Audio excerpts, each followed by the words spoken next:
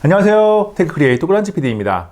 국내 스마트폰 시장은 삼성과 애플이 주를 이루고 있는 가운데 샤오미가 가끔 제품을 출시하고 있습니다. LG전자가 모바일 사업을 접기 전보다는 우리의 선택지가 좁아진 상태인데 2022년 1월 즈음에서 LG 스마트폰이 아직 판매되고 있어요.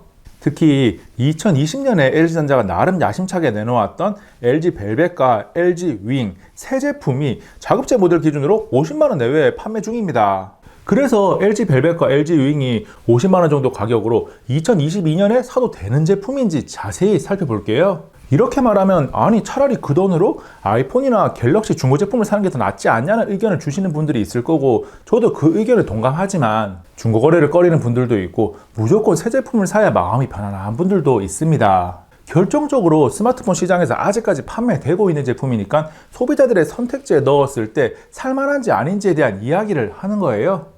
가장 먼저 2020년 5월에 공개된 LG 벨벳 5G와 9월에 공개된 LG 윙 5G의 주요 스펙을 표로 정리했는데, 나름 LG에서 준 프리미엄 또는 프리미엄 라인업으로 나왔던 제품이 맞나 싶긴 합니다. 그나마 지금 우리는 50만원 정도의 중고평 가격을 가진 새 스마트폰으로 바라보고 있으니까 살펴볼 만한 가치는 있는 거죠. LG 벨벳과 윙을 함께 보여드리는 것은 비교를 위한 것은 아니고 빠르게 살펴보기 위함입니다. 겉모습 뒷면을 보면 카메라가 왼쪽 상단에 배치되어 있는데, 벨벳은 물방울 디자인이라고 불리고 윙은 일반적인 카메라 섬이 있는 형태예요. 윙은 디스플레이가 회전하는 스위블 형태니까 돌아간 상태에서 뒷면을 보면 원을 규칙적으로 배치하는 디자인을 적용했습니다. 조금 더 자세히 보면 LG 벨벳의 물방울 디자인이 제법 잘 빠졌다는 생각이 들고, 유광이라서 주변에 있는 것들이 아주 잘 비칩니다. 측면 모서리에 곡률이 적용되어서 둥근 형태라는 것도 알 수 있어요. LG 윙 역시 측면 모서리가 둥근 형태고 무광이라서 뭔가 비치는 것은 아니지만, 제가 가지고 있는 일루전 스카이는 빛을 어떻게 받느냐에 따라서 색감이 주는 느낌이 달라집니다. 측면 버튼은 벨벳이 오른쪽에 전원 버튼이 있고 왼쪽에 볼륨 조절 버튼과 삼성의 빅스비 버튼과 같은 역할을 하는 구글 어시스턴트 키가 있는 조금 특이한 구성이에요. 그리고 하단면을 보면 점점 사라지고 있는 3.5mm 오디오 포트가 있습니다. 윙은 왼쪽에는 유심 트레이만 있고 오른쪽에 볼륨 조절 버튼과 전원 버튼이 구성되어 있어요. 크기는 벨벳과 윙 모두 6.8인치 스마트폰에서 만날 수 있는 일반적인 크기인데, 두께가 벨벳은 일반적인 수준인데 윙은 조금 두껍습니다. 스위블 형태라는 것을 깔아두고 생각하면 생각보다는 얇다는 느낌이기도 한데 부담스러운 수준인 것은 변함이 없어요. 무게는 저울에 올려보면 벨벳이 180g이 나와서 6.8인치 스마트폰이니까 비교적 가벼운 편이고, 윙은 262g이 나오는데 분명히 무겁습니다.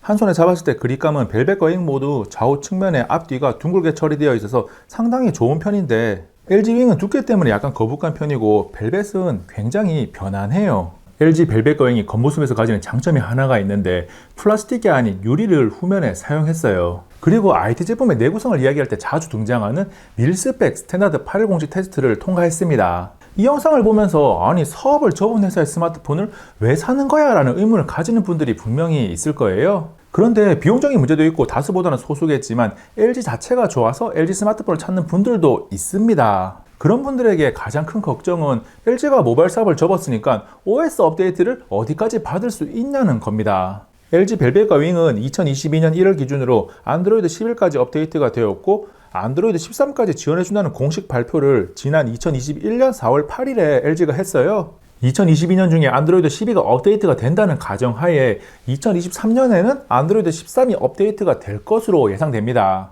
즉 OS 업데이트 지원에 대한 걱정이 할 필요가 없을 정도로 짧은 사용기간을 목적으로 한다면 LG 벨벳이나 윙을 선택할 수가 있는 거죠. 벨벳과 윙의 디스플레이는 똑같이 1080x2460 해상도를 지원하는 20.5:9의 POLED를 사용하고, 윙은 디스플레이를 돌렸을 때 드러나는 세컨드 디스플레이로 1080x1240 해상도의 3.9인치 OLED를 탑재하고 있어요. 디스플레이를 딱 보면 벨벳과 윙 모두 좌우 측면에 엣지가 적용되어서 베젤이 얇은 편인데 상하 베젤은 조금은 두껍게 느껴집니다. 그리고 벨벳은 홀이 있는 반면 윙은 완전한 디스플레이를 가진 노치리스 또는 홀리스라고 불리는 형태인 것이 장점이에요. 기본적으로 벨벳과 윙 모두 스마트폰을 사용하고 영상을 볼 때 디스플레이 성능이 부족해서 불편하다는 생각은 전혀 들지 않습니다. 장비를 이용해서 색 재현율과 화면 밝기를 측정해보면 두 스마트폰 모두 sRGB 100%, P3 95% 수준으로 색 재현력이 매우 우수해요. 화면 밝기는 조명이 좋은 실내 환경에서 최대 밝기가 벨벳이 620니트, 윙이 659.7니트가 나와서 사용하는데 문제없는 준수한 수준입니다. 다만 75%가 되면 절반으로 떨어지고 50%가 되면 최대 밝기의 4분의 1 이하로 확 떨어지는 경향을 가지고 있어요. 그리고 윙의 보조 디스플레이가 크기가 작지만 OLED를 사용하고 지원 해상도가 괜찮은 편이라서 품질 자체는 준수합니다. 정리해보면 LG 벨벳이든 윙이든 디스플레이 품질만큼은 충분히 좋은 점수를 줄 수 있는 성능을 가지고 있어요. 다만 시대의 트렌드인 120Hz를 지원하지 않는다는 것은 아쉬운 점입니다. 디스플레이여서 퍼포먼스는 LG가 모바일 사업을 접고 재고떨이를 하면서 제품 가격이 내려가니까 이제서야 AP가 가격과 라인업과 조금 어울리는 느낌이에요. 램이 8기가라는 점도 나올 당시에는 장점이 아니었는데 중고품 시장으로 내려오고 보니까 장점입니다.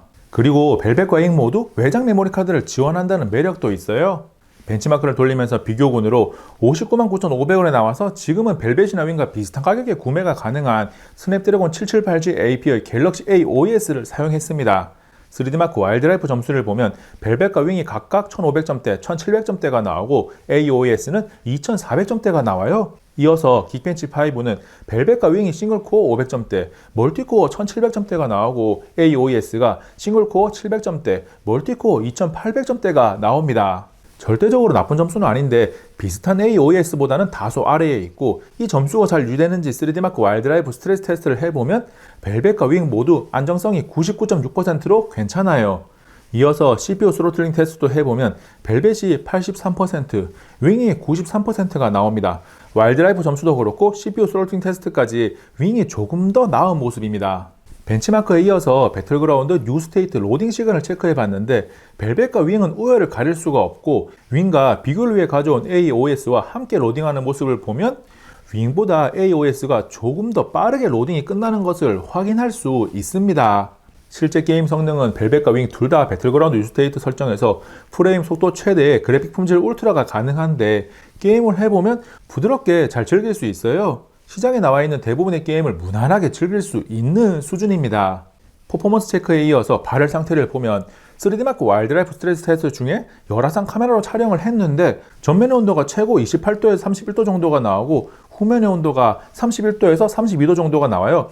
발열 관리는 매우 우수해요. 사실 중고형 AP가 들어간 스마트폰에서 발열 문제가 있다면 그냥 버려야 되는 제품이긴 한데 그럼에도 최고 온도가 30도대 초반에서 유지된다는 것은 발열 관리가 매우 우수해서 장점이라고 할 수 있습니다. 요즘은 카메라가 스마트폰을 선택할 때 영향을 미치는 핵심 스펙인데 스펙적으로 벨벳과 윙 모두 아쉬운 부분이 있어요. 벨벳은 메인 광각 렌즈에 OIS가 들어가지 않았고 벨벳과 윙 모두 망원 렌즈를 탑재하고 있지 않습니다. 겉보기에 트리플 구성이긴 한데 벨벳은 광각, 초광각, 심도용으로 구성되어 있고 윙은 광각, 일반 초광각, 짐볼 모드용 초광각으로 구성되어 있어요. 구성상 특이한 부분은 윙의 전면 카메라에도 있는데 디스플레이를 완전한 형태로 만들고 팝업 형태로 사용할 때만 올라와요. 사진을 찍어놓고 보면 그럭저럭 볼만하다는 생각은 들고 최고 수준은 아니더라도 스마트폰 카메라로서의 역할은 합니다. 영상을 시작하면서 말씀드렸지만 벨벳과 윙이 50만원대라는 것을 깔아두고 평가하고 있어요. 4K 영상을 촬영해보면 좋다는 생각까지는 안 들지만 그럭저럭 사용하는데 문제는 없겠다 정도로 정리가 됩니다. 벨벳과 윙 사이에 품질 차이에 의한 상대적인 우위는 없어요. 그리고 LG 윙의 짐벌 모드가 이름만큼 뛰어나지는 못해서 한두 번 써보면 딱히 써야겠다는 생각이 들지는 않습니다. 스마트폰을 수입을 하면서까지 만든 기능치고는 많이 아쉽더라고요. 아무튼 LG 벨벳과 윙의 기본 영상 촬영 품질은 50만원대에서는 충분히 괜찮은 수준이다 라고 평가할 수 있고 혹시나 LG 윙의 짐볼 모드가 좋아 보여 선택하는 그런 실수는 하면 안 됩니다. 이제는 지금까지 이야기하지 않았던 소소한 스펙들에 대해서 하나씩 짚어볼게요. 먼저 LG 벨벳의 스테레오 스피커는 제법 들을만하고 3.5mm 오디오 포트가 있다는 것은 유선 마니아들에게는 분명히 어필할 수 있는 매력 포인트인데 LG 윙의 모노 스피커는 정말로 참 안타깝습니다. 배터리는 벨벳이 4300mAh, 윙이 4000mAh를 탑재했고 충전 속도는 유선은 27W로 동일하고 무선은 벨벳이 10W, 윙이 12W예요. 배터리 사용시간은 두 스마트폰 모두 LG 스마트폰답지 않게 배터리 효율이 상당히 좋은 편이라서 사용시간 때문에 불만을 가지는 일은 없을 겁니다. 배터리에 이어 센서 탑재 유무를 체크하기 위해 앱을 켜보면 벨벳과 윙 모두 필요한 센서가 다 들어가 있어요. 다만 앱으로 체크가 안 되는 센서인 기압계는 벨벳에만 탑재되어 있습니다. 그 밖에 벨벳은 IP68 방수 방진, 윙은 IP54 방수 방진 능력을 가지고 있고 두 스마트폰 모두 와이파이 6는 지원하지 않고 블루투스 5.1을 지원해요. 그리고 동일하게 광학식 온스크린 지문인식을 사용할 수 있습니다. 2022년 1월 즈음에 2020년에 나온 LG 벨벳과 윙을 함께 살펴봤어요. 사업을 접은 제조사의 제품이지만 자급제 기준으로 시장에서 50만원 내외 새 제품을 판매하고 있어서 자세하게 분석했는데 어떠신가요?